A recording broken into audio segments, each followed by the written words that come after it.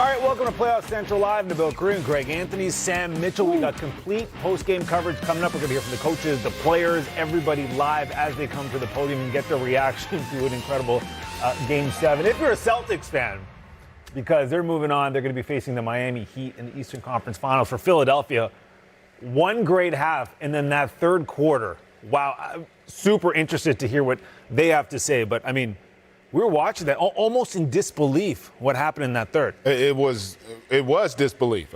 Listen, you had to feel good if you were Boston because your best players were playing well. But you also, if you're a Philly at halftime, you're like, listen, our two big guns haven't really had much of an impact, yet we're a one-possession game. But the way that third quarter, Sam, started, it just looked like Jason Tatum was out there playing like a man amongst boys. And, G.A., you and I talk about this all the time, man. The way the Boston Celtics play, they just run that dribble weave until they get the matchup they want, and then they attack. When they don't shoot threes well, that's when they struggle. And they kept getting the matchup they wanted.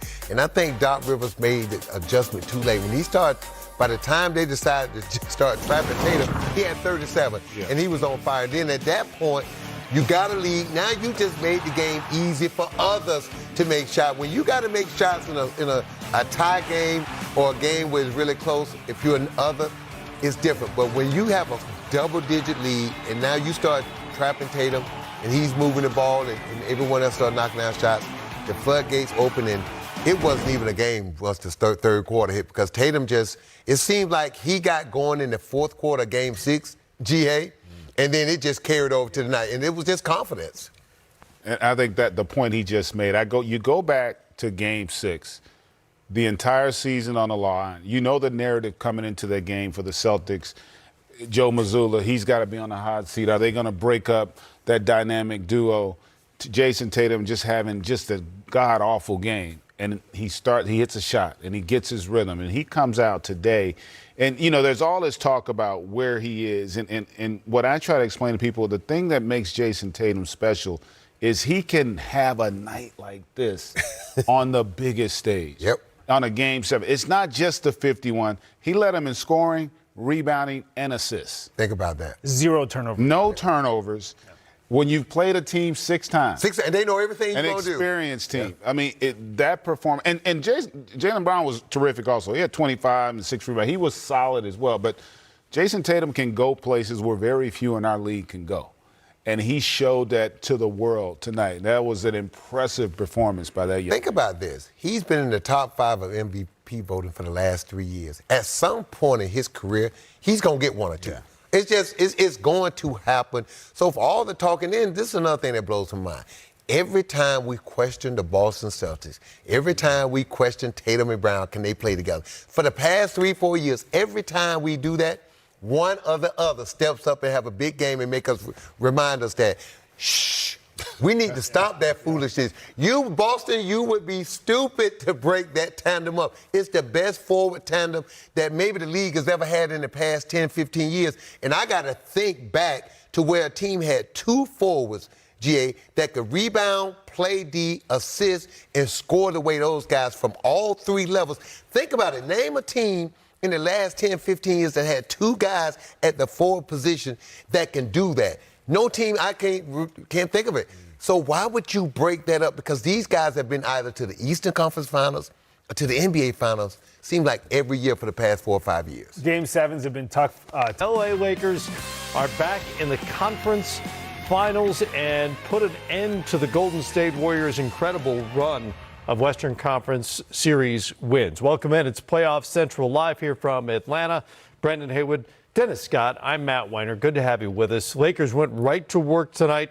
They pressed some of the usual advantages in terms of getting to the free throw line, taking advantage of turnovers, although Golden State didn't give it away too much tonight, and outshot Golden State again, 52% from the field and 13 of 26 from three-point range. They hit the same number of threes as Golden State, but in 22 fewer attempts, and it was just a lot of LeBron James, who handled the ball a ton tonight and finished with 39-9, and he is off to his, counting them now, 12th conference finals. Yeah, I want to start with LeBron because I just don't understand why people don't give him some more love at this point in his career. And B. Wood hit it before the game that LeBron put his imprint from the start of the game to the end, passing, rebounding. We can nitpick and say he missed a couple free throws if we want to, but that happens throughout the game.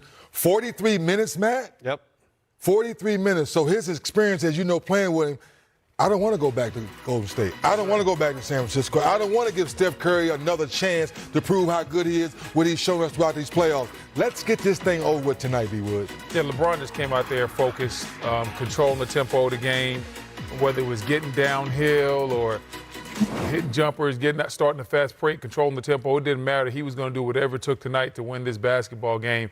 And I just and for me, at this point, I love when he sizes up his opponent, right, turns his back to him, goes a little old school, and then just plays that bully ball, because there's not anybody on the wing that can really deal with his strength, right? So when he goes ahead and puts his head down, decides to get to the lane, and he's got everything going, it becomes real problematic for the defense. This is an incredible number. He has won 16 straight closeout games. Come on, man. And he's had the opportunity with whatever team he's on. He's been able to put teams away. Come on, man. Yeah, I mean, he's one of the best to ever do it. Right. You know, if he's one or two. Whatever you want to put him, I ain't even here to debate that tonight. Exactly. But he's one or two, and it's just because he can do so many things.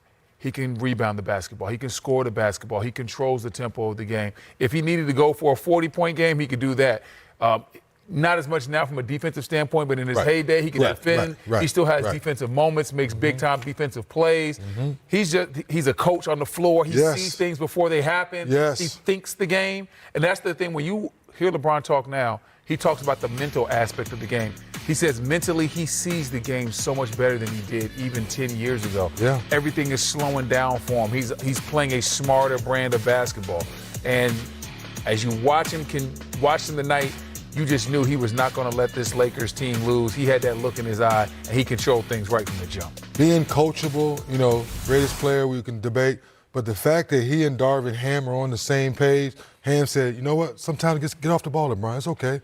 When have we seen LeBron get off the ball as much as we've seen this playoffs? And it's working, he's buying into it. In the fourth quarter, he has so much energy to make the right play. I think that's huge for a guy of his caliber to say, you know what, I got a new coach, he's a champion, let me continue to be coached. Yep. I think it's huge. Got his 30 points on just 14 shot attempts tonight as well.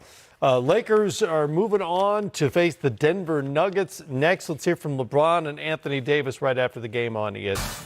Unbelievable turnaround from midseason. Remember, the Lakers were 25-31 on February 9th, out of the playoff picture completely.